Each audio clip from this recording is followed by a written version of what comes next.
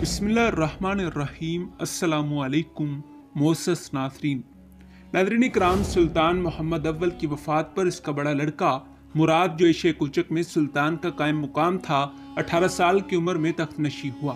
محمد اول نے اپنے مختصر زمانہ حکومت میں تیموری حملے کے تمام اثرات مٹا دیے تھے اور سلطنت کو گویا اثر نو قائم کر کے مستقل و مستحکم بنا دیا تھا، لیکن مراد کی نوعمری سے ان فرمانرواؤں کی ہمتیں بڑھ گئی تھیں، جن کو سلطان مرحوم نے اپنی قوت اور حکمت عملی سے سلطنت عثمانیہ کا حلیف و متی بنا لیا تھا۔ سب سے پہلے شہنشاہ قسطنطنیہ نے ان تمام احسانات کو فراموش کر کے محمد اول نے جو اس کے ساتھ کیے تھے آل عثمان کے ساتھ اپنے قدیم بغض و عناد کی بنا پر مراد کی کم سنی سے فائدہ اٹھانا چاہا اور مصطفیٰ نامی ایک شخص کو جو اپنے کو سلطان بایزید یلدرم کا لڑکا کہتا تھا اور تخت سلطنت کا دعوے دار تھا، مراد کے مقابلے میں کھڑا کر دیا۔ یہ وہی مصطفیٰ تھا جو سلطان محمد اول کے مقابلے میں بھی آیا تھا اور بالآخر شکست کھا کر قسطنطنیہ میں پناہ گزیر ہوا تھا، اور جس کی نظر بندی کے معاوضے میں شہنشاہ قسطنطنیہ سلطان سے ایک کثیر رقم ہر سال پاتا تھا۔ ناظرین کرام، شہنشاہ نے اس معاہدے کے ساتھ کہ بشرط کامیابی وہ گیلی پولی نے اس بحر اسود کے ساحل کے تمام بازنطینی شہر جو سلطنت عثمانیہ میں شامل کر لیے گئے تھے شہنشاہ کو واپس کر دے گا، مصطفیٰ کو رہا کر دیا اور اپنی فوج کے ساتھ قسطنطنیہ سے روانہ کیا۔ ناظرین کرام، مراد اس وقت ایشیا کوچک میں تھا۔ اس نے مصطفیٰ کے مقابلے میں ایک فوج بایزید پاشا کی سرکردگی میں بھیجی، لیکن یورم میں ترکی افواج کا بیشتر حصہ مصطفیٰ کا طرفدار ہو گیا تھا۔ بایزید پاشا کو شکست ہوئی اور وہ مارا گیا۔ اس کے بعد مصطفیٰ شہنشاہ قسطنطنیہ کے فراہم کیے ہوئے جہازوں میں در دانیال عبور کر کے ایشیا کوچک پہنچا۔ مراد نے بڑی لیاقت اور شجاعت سے اس کا مقابلہ کیا اور شکست دی۔ مصطفیٰ بھاگ کر گیلی پولی میں محصور ہو گیا۔ مراد نے گیلی پولی کو فتح کر کے مصطفیٰ کو گرفتار کر لیا اور اسے سولی پر چڑھا دیا۔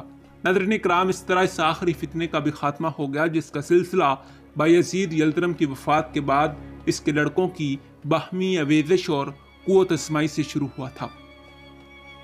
ناظرین کرام، مراد نے شہنشاہ کی اس غداری کے جواب میں قسطنطنیہ کو فتح کرنے کا فیصلہ کر لیا اور 825 ہجری بمطابق 1422 عیسوی میں اس شہر کے محاصرے کے لیے 20,000 فوج کے ساتھ پہنچ گیا۔ بازنطینیوں نے نہایت بہادری اور مذہبی جوش کے ساتھ ترکوں کا حملہ روکا۔ مراد نے اس محاصرے میں جس غیر معمولی فوجی لیاقت کا ثبوت دیا، اس کی مثال اس عہد میں فوجی تاریخ میں شاذ و نادر ملتی ہے۔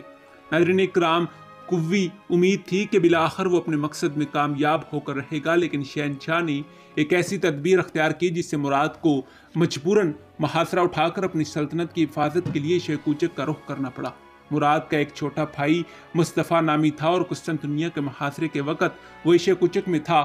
شہنشاہ نے کوشش کر کے اس کو مراد کے مقابلے میں کھڑا کر دیا۔ امیر کرمانیہ اور امیر کرمیان نے اس کی مدد کی اور مصطفیٰ نے اس کی مدد سے ایشیا کوچک میں مراد کی ایک فوج کو شکست دے کر اپنے سلطان ہونے کا اعلان کر دیا۔ ناظرین کرام، یہ خبر سن کر مراد قسطنطنیہ کا محاصرہ چھوڑ کر فوراً ایشیا کوچک پہنچا۔ مصطفیٰ کی فوج کو شکست ہوئی اور وہ خود گرفتار کر لیا گیا۔ اس کے گرفتار کرنے والوں نے مراد کی علم و اجازت کے بغیر اس کو سولی پر چڑھا دیا۔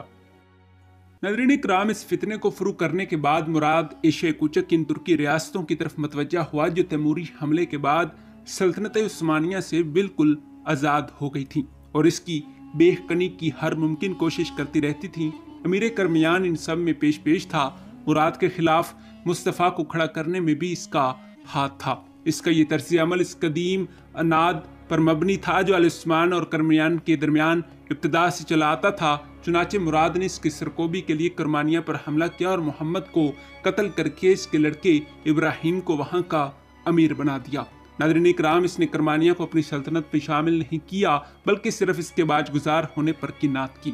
یہی معاملہ اس نے دوسری ریاستوں مثلاً کرمیان، کستمونی، منتشا، صادر خان اور حمید وغیرہ کے ساتھ بھی کیا اور ان سب کو سلطنت عثمانیہ کا متی اور باج گزار بنا لیا۔ اس طرح ایشیا کوچک میں آل عثمان کا وہی اقتدار پھر سے قائم ہو گیا جو جنگ انگورا سے پہلے تھا۔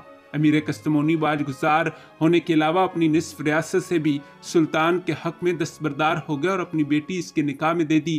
831 ہجری بمطابق 1424 عیسوی میں امیر کرمیان لالود لد مر گیا، اس کی وصیت کے مطابق ریاست کرمیان سلطنت عثمانیہ میں شامل کر لی گئی۔